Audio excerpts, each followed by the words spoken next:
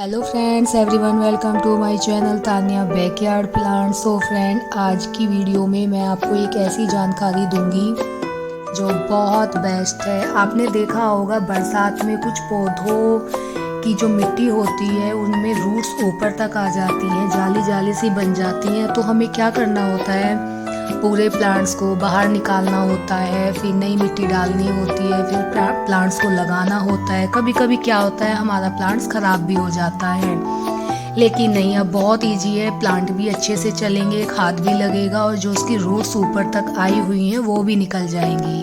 जो अच्छी और पोरस मिट्टी होती है उसमें खुरपी ऐसे ही निकल जाती है बहुत ही आराम से। लेकिन देखो, इसमें जो जाली सी होती है, बारीक बारीक रूट्स होती हैं, वो ऊपर तक आ जाती हैं। ना तो उनमें गुड़ाई अच्छे से होती है और ना ही खाद लगाया जाता है। तो सबसे पहले मैं 2-3 इंच मिट्टी बाहर निकालूंगी, तो उसके साथ में जो जितनी भी बारीक बारीक रूट्स हैं सब बाहर आ जाएंगी।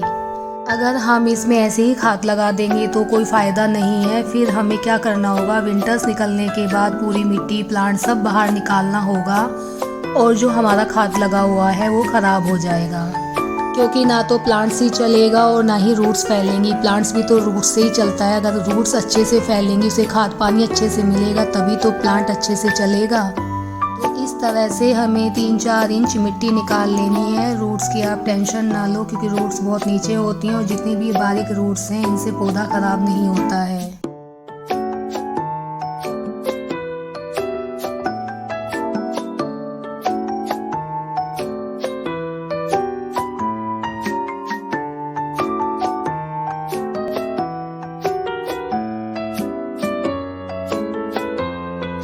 ये खाद है इन पौधों के लिए जो बहुत ही बेस्ट होता है, ये केंचुए का खाद है। आपको एक और इम्पोर्टेंट बात बताती हूँ, आप कभी भी नोट कर सकते हैं या फिर करके देख सकते हैं। आप पौधों में गोबर की खाद डालिए, टाइल्स हो या मार्बल के आसपास में रख दीजिए, तो क्या होगा, जड़ सा लग जाएगा, गोबर अपना कलर छोड़ देगा, चाहे वो कितना ही भी पुराना हो। लेकिन केंचुए का खाद एक तो गंदा नहीं होता है, अगर वो नीचे की साइड भी निकलता है तो मार्बल पर या टाइल्स पर या किसी भी तरह का फर्श है उस पर निशान नहीं छोड़ता है। अब आप सोच रहे होंगे कि मैंने कट्टे को किस तरीके से काटा है। तो मैंने इस तरीके से नहीं काटना था, लेकिन मुझे चूहों ने बहुत परेशान कर रखा है।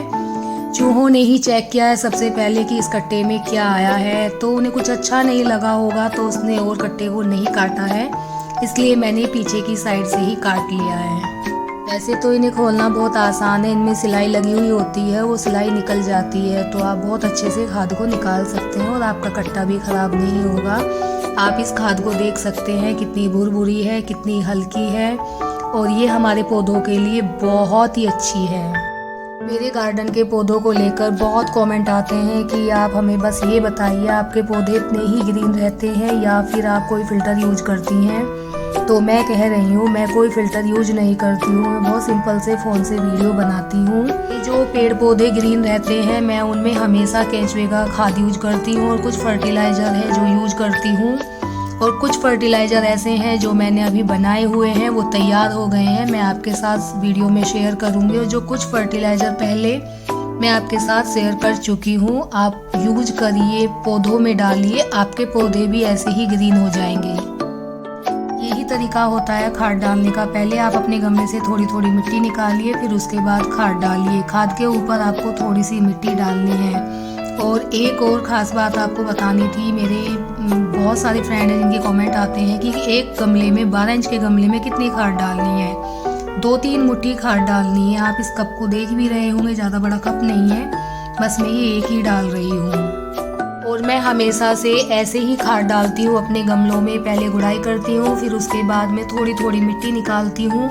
मिट्टी निकालने के बाद उसमें खाद डाल के फिर ऊपर से थोड़ी मिट्टी डालती हूँ। इससे क्या फ़ायदा होता है, एक तो हमारी जो खाद होती है वेस्ट नहीं जाती, दूसरा पौधों की रूट्स में जल्दी असर होता है, तीसरी बात, कभी कोई बच्चा पानी डाल रहा है या कोई भी डाल रहा है, वो बहुत सारा पानी डाल देता है, तो क्या होता है, खाद बाहर निकल जाती है, इससे खाद भी बाहर नहीं निकलती है।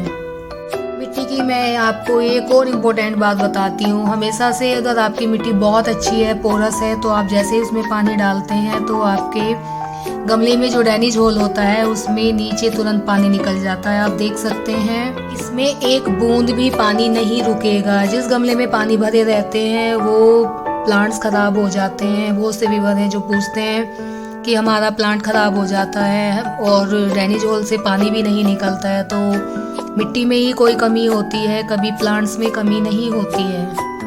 मेरे जितने भी गमले हैं, मैं जब पानी डालती हूँ तो तुरंत वो नीचे से जो एक्स्ट्रा पानी होता है नीचे से निकल जाता है, नहीं तो अंदर ही मिट्टी सोख लेती है। आप इस पॉट को भी देख सकते हैं, इसमें भी देखो एक बूंद भी पानी नहीं रुका है, तभी मेरे कभी प्लांट्स खराब नहीं होते हैं। मेरे प्लांट्स अगर ख़राब होते हैं तो तब होते हैं मैं अगर 10-15 दिन के लिए कहीं चली जाती हूँ, मिट्टी ज़्यादा सूख जाती है तो मेरे प्लांट ख़राब होते हैं।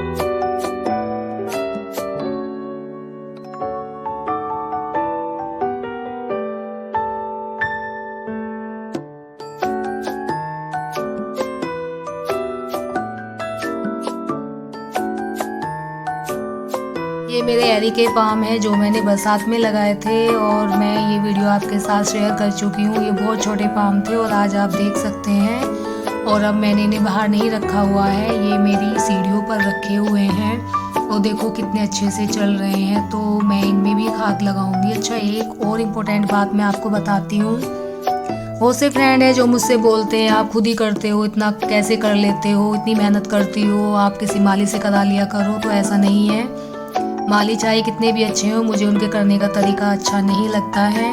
मैं पॉट में कितना भी काम करूं, मेरी मिट्टी बाहर नहीं निकलती है, गमले गंदे नहीं होते हैं, मुझे उनके जो काम करने का तरीका होता है वो अच्छा नहीं लगता है, इसीलिए मैं खुद ही करती हूँ। एक बात तो ये होती है कि हमें प्लांट्स अच्छे लगते हैं, जिन्हें देखने का शौक़ होता है वो किसी से भी करा सकते हैं, लेकिन नहीं, मुझे देखने का भी और करने का भी, उनके रख रखाव कैसे होते हैं उनका भी तो मुझे शौक़ है, तो मैं खुद ही करती हूँ। दूसरी बात, मुझे खुद करना बहुत अच्छा लगता है।